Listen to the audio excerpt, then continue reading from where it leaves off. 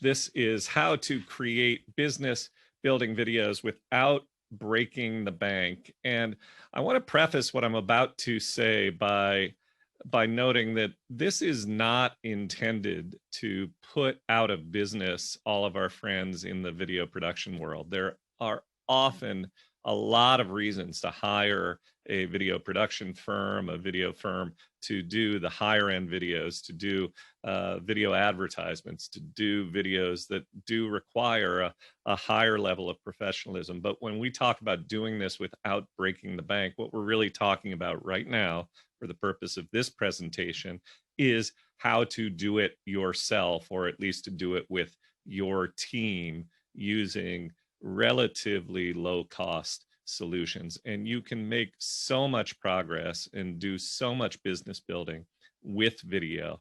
Video is it's more engaging.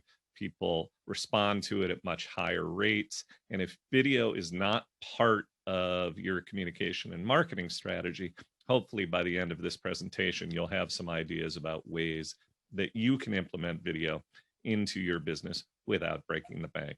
So, first idea is whatever you choose to do with video, don't wing it. Have an outline, have a script. I have an outline. I have not a full-on script, but I have an outline for this presentation.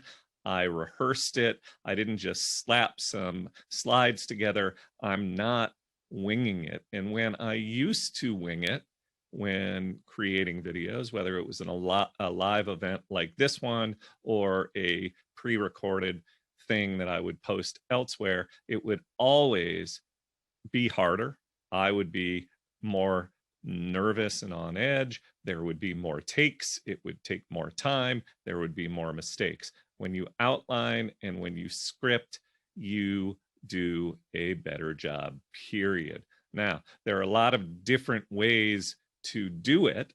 Having teleprompter software on an iPhone is one way to do it, but simple and inexpensive ways to do it. Set up your camera with a whiteboard behind it or a flip chart behind it. And so directly behind the camera, you can have your notes. You can have the key talking points, especially if you are working from an outline.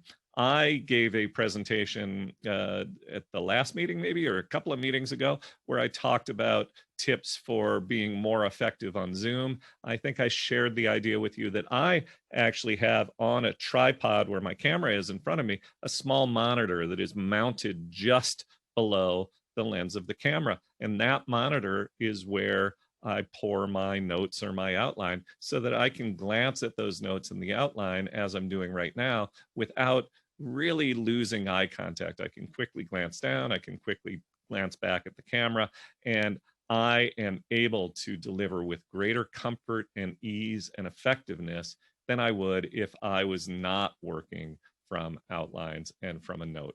Second, upgrade your camera. If you're just using the built-in camera on your laptop or some cheap USB webcam, you can do better. The camera that I'm using that you see on the screen here is a Canon M50 Mark II camera. Now, this is the only thing that I'm going to recommend today that costs a few $100s and is a serious investment. But the benefits of having a great camera, a camera with a lens, you look more human, you connect better with your audience, you look more professional, you don't have to quite worry as much about the background and your surroundings because the lensed camera can create that background blur. So a good camera, a good tripod, a good microphone, you can do that without breaking the bank. It is an investment. A plan B for this is to have a cell phone, a smartphone with a good camera. iPhones have great cameras.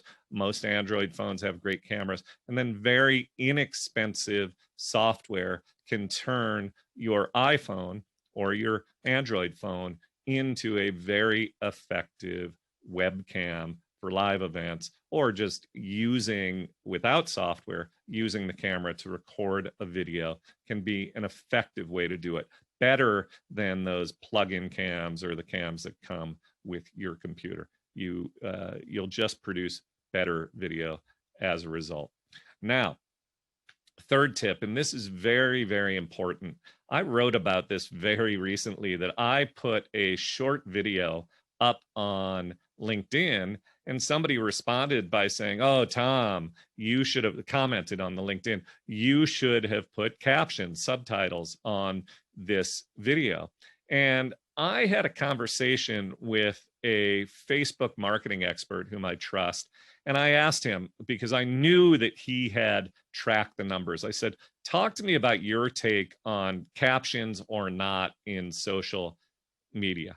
And he talked about the fact that he used to feel like, I can take it or leave it. And he wasn't always using captions. And then he began to split test the question.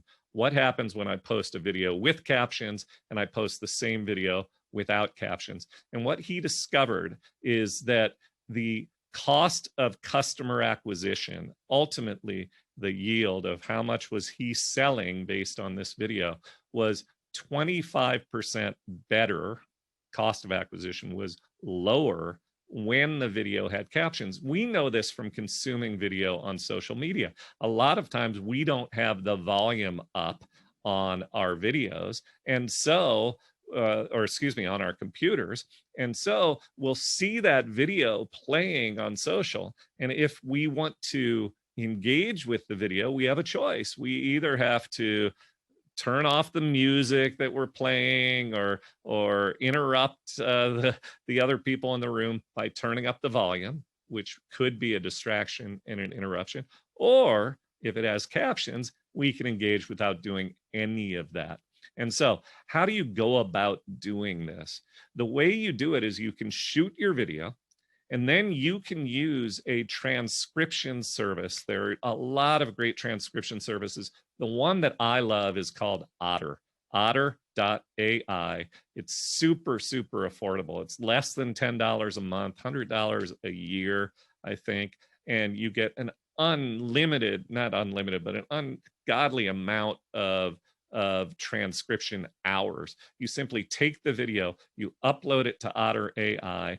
It creates a transcription. It is a machine transcription, artificial intelligence. So you have to then hire somebody. And I say hire somebody, outsource this. You don't want to waste your time doing it. You can get a low-cost virtual assistant to help you to copy edit that transcription. And then you can directly from Otter export a file called an SRT file. An SRT file has timestamps in it and literally scripts out the captions. Then in your video editing software or directly in social media, whether it's Facebook or LinkedIn or YouTube or the video hosting platform that you're using, YouTube, I said LinkedIn, Facebook, or Instagram. You also could do this on YouTube or Vimeo. You go in to edit the video as you're posting it, and you attach that SRT file to it, and then those captions will show with the video. This is an example of a video that I posted recently that had captions on it. I had done a similar video before that, the one where the person said, "Oh, it should have had captions." The engagement level on LinkedIn on this video versus the one without captions was much, much greater. Simple thing to do. Do it, especially with your short videos that you post on social. Now, it shocks me that I even have to share this next tip, but just pay attention to your appearance and your surroundings. I got on a sales presentation. I was the prospect, and I was looking at some software, and the young woman who was giving the sales presentation showed up in a hoodie, looked like she had just rolled out of bed. I could see she was working from her home. Her apartment was a mess. It was unprofessional. And it shocks me how often people are conducting video presentations of any sort, and they just seem not to care. Or they may seem to think that by looking like they're a mess and they're whatever, that they're exuding some sort of I don't know why people do it. Clean yourself up, dress professionally. I'm not talking about coat, tie, blah, blah, blah, but I am talking about clean yourself up, clean up your surroundings, pay attention to what is behind you. This is another reason that the good cameras matter, because it just makes the place look better. We talked about this when I gave the presentation about Zoom. I have gotten so much positive feedback, and I know it has helped me build my business because I have cleaned up the video setup that I use, and people notice it's more professional. I look more human on the camera, and it just helps. So pay attention to yourself and your surroundings, how you look. Next thing, outsource the editing. I talked about this a moment ago as it relates to transcripts. You don't have to spend all the time getting in there and editing the video, and you don't have to break the bank to do this. There are countless people out there, virtual assistants, people who are available for paid gigs on an outsourced basis, who can do whatever it is you ask them to do, edit your video, and do everything that you need to do.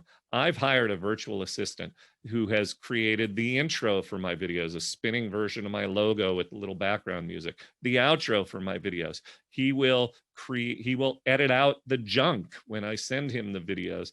And my cost to do that versus the cost of my own time and the distractions that it would cause me if I were to try to do it, it's just an outstanding investment. And I think the greatest barrier, the greatest resistance that many business people have is that they think, well, it's easy enough to, sit in front of a camera and do a presentation, but all that editing, all that processing, I don't know how to do it. It's time consuming and so forth. It's easy to find someone who can do it for you. Content ideas. Where do you come up with content that you can put on video? The biggest and most important idea for content marketing in general, and for video content creation in particular, is reuse, recycle, take stuff that you've already done. Here are some of the ways that I have created short videos that have helped me build my business. I take a blog or an email that I've written. I put the script, I turn it into a video script, put it on that monitor right below the lens, and I make a video presentation where all I am doing literally is regurgitating that post. It's me regurgitating the post. And a lot of times the engagement and the response to that same content produced as a video is 2 or 3 or 5 times greater than it was when I posted it as written content on social media. Take the speaking engagements. I'm giving a presentation right now, 15 minutes or so, and I can carve this thing up once the video is made into, I don't know, it could be 10 one-minute videos that I eventually post out on social media. Excellent way to do it. Live speaking events. Take the presentations or trainings that you do directly with your clients. Anytime that you are interacting with an audience, if you can regurgitate it if you can reuse it and recycle, consulting sessions. I ask permission when I am doing coaching and consulting sessions to record those sessions. I will carve out a little piece of something where the conversation's actually with a client, but there are little snippets where the client is not identified, the purpose of the call is not identified, but it's just me on camera doing something valuable, delivering valuable content. If you take a strategic approach to saying, okay, when I write this email, I'm going to be able to reuse it as a video. When I give this speech before the Chamber of Commerce, I'm going to take that video and turn that into so many, or I'm going to take the overall video and carve it into so many small videos. All of a sudden, you'll have more video content than you have time to post. So that recycle tip is a really critical one. Now, also think about using user generated, or excuse me, I misspoke. On my notes had this backwards, and I had to look at the slide. Explainer and demo videos. So if you're thinking about new content, do demo if you have physical products, or you provide a service that involves physical things. Do a video where you're explaining how to use a product or how something works. You could walk through software that you use or that would be valuable. So I've done that multiple times, where I have simply done an explainer video about how to how to create images where you remove the background. That was one that I did for storytelling. How people were giving me great feedback about some of the cartoon images that I create for my website. So I created a short explainer video where I simply showed how I do it. Things that you do as part of your business that might be of interest to your audience, go ahead and explain it. Again, there are simple ways to do it. Just walk through it on your computer with screen capture software. I'll talk more about that in a moment. Or you could simply set up your camera in front of a flip chart or in front of a whiteboard, and you could demonstrate what you're doing. Presentations. So oftentimes I will reshoot a presentation that I did for a group or an audience. The group or the audience presentation, the camera wasn't set up properly. I looked different. I'll be blunt about it. There were some presentations that I did where I was 30 pounds heavier, and my vanity says, let's redo this with a better camera, a better lighting, a little bit more content. And so I'll just reshoot it in a good office environment. Any teaching that you do, you can carve out into a unique video. And again, you can break it up into small pieces. Keep the main presentation short, under 15 minutes, or break it into small pieces and chapters. This is the one that I had in the wrong place in my notes. User-generated content. So ask users a question and use software such as Video Ask, where you can send them an email and say, hey, record the answer, a poll question, ask for testimonials, contests and challenges. The ice bucket challenge, we all remember that. So that was a great thing for the ALS Association to create, literally, I think, millions of short videos that they could put up on their social media. But testimonials would be a great place to start. Ask your most happy customers to share with you a video of their experience, and then have your VA edit it. Now, I see so many companies that will post videos and there's no branding. What company is it? Who is this? Who's talking to me? What's going on? Make sure that you are branding your video. Again, with the help of a low-cost assistant, you can create a good intro with your logo. You can create a good outro. You can have a embedded logo in the bottom corner of what you do. Just make sure your branding's there. This is about building your business, so promote your brand. Nobody is going to mind if your brand is present in the videos that you create. I see too many people who skip this very, very simple step. Another simple step that is important is to be search engine and search conscious. Now, what does that mean? That means when you post on YouTube, you want to associate with your video terms that will allow the search engines to index that video and make it more findable when people both search in YouTube itself or search on Google. So invest, if you've not done this already, this is just generally good advice for your website and for your video marketing. Invest in some basic keyword research. Make sure that you understand what are the search terms that are associated with the topics that I'm going to cover in my video. And then make sure that those keywords or search terms are being inserted into the video title, the video description, and other elements of written content that you associate with the video when you post it on YouTube or on other video platforms. In social, try to familiarize yourself with which hashtags are associated with the content that I am posting, and also come up with a unique hashtag for all of your content. So for example, I use hashtag pound story power marketing when I post to LinkedIn, and that becomes a link.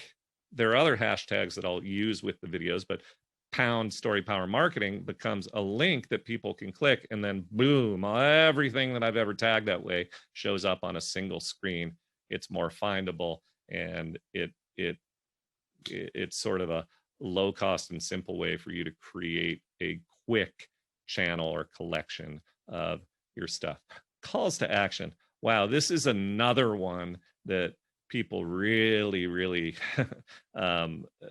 leave behind. They don't do it, and I don't get why. They'll provide a great video, and then at the end of it, the thing just fades to black. Have a call to action, both within your videos. Make reference to, in my free training that you can access at storypowermarketing.com/training, you'll learn da-da-da-da-da. Include that within the video. That's a subtle call to action. At the end, for more information, go to storypowermarketing.com/whatever, and you're providing an opportunity for people to do more, to sign up for the next thing you want them to sign up for, to engage with you, because you don't want your video to be one and done. A couple of really important things to keep in mind. When you do a video on social, you want to load that video straight into the social platform, upload it into LinkedIn, upload it into Facebook, and so forth. If you simply create a post where you link to the video sitting on your website or something like that, the social platforms aren't going to give it as much love. They're not going to put it in front of as many people.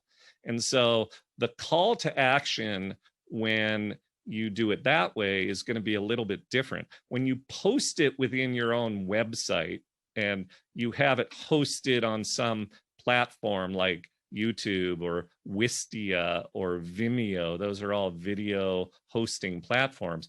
On those platforms, you can build in a clickable call to action at the end of the video. So it can say, click here to go to sign up for my emails or sign up for my training. And all of that is well and good in how you should do it on YouTube or Wistia or Vimeo, and then embed those videos on your website.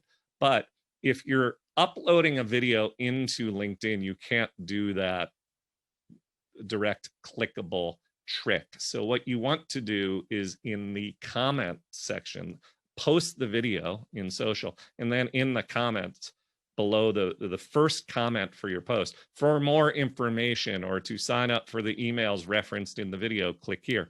But you want to burn into the video audio or written text that still has the call to action. It's just not clickable. So that's the call to action tip. Now, some recommended tools. I want to put my eyes to this. For editing, again, you're going to outsource editing, but it's good to have access to software in case you need to do a quick tweak or in case you want to try to do it yourself. iMovie on the Mac, free with Macintosh computers, and it does everything you're going to need to do for what I've been talking about. On Windows, there's a service called Filmora, which I believe is also available on Mac. I'm not positive. And there are many, many other free video editing services that you can get on Windows. I'm less familiar with those tools, but they're out there. Soapbox. Look up Soapbox. It is a product of the video hosting platform called Wistia. Soapbox allows you to do screen capture videos. So I'm going to demonstrate what's on my screen. You could screen capture a PowerPoint. You could screen capture you surfing around the web, demonstrating software. It captures your face as a thumbnail, or you can have just you as a talking head with your screen combined. It's free. It's simple to use. You can create very short and effective explainer videos or talking head videos using Soapbox, which is a web-based application. I highly, highly recommend it. Zoom. Here's a really important tip to use in Zoom. If you are going to record a presentation or do you could just create a Zoom meeting and be the only one on camera and create content that way. You go into zoom.com or zoom.us settings, and under recordings, I think there are settings where you can designate what Zoom records, and check the boxes to create separate videos for gallery view, if there are multiple people in the video, gallery view, speaker view, and share view. And what it will do is create different videos where it's just the speaker view, just the gallery view, just what's shared on screen. And then whoever you've hired to edit the video can very easily build the video out where the right thing is on the right screen at the right time. What I think the default setting is in Zoom is it'll just record gallery view, or it'll, and oftentimes when you do a Zoom recording, you end up with raw footage that's not ideal for what you want to post. So learn that. Otter for transcriptions, I already mentioned that.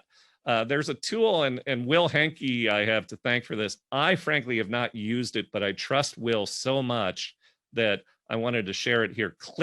ClipScribe is a tool that will transcribe your video, so it's an alternative to Otter. And what it also does is it creates a video player container that allows you to style your transcriptions and the headings of your videos so that they look more, they look better. And so I would check out ClipScribe. I've not had a chance to really dive too far into it.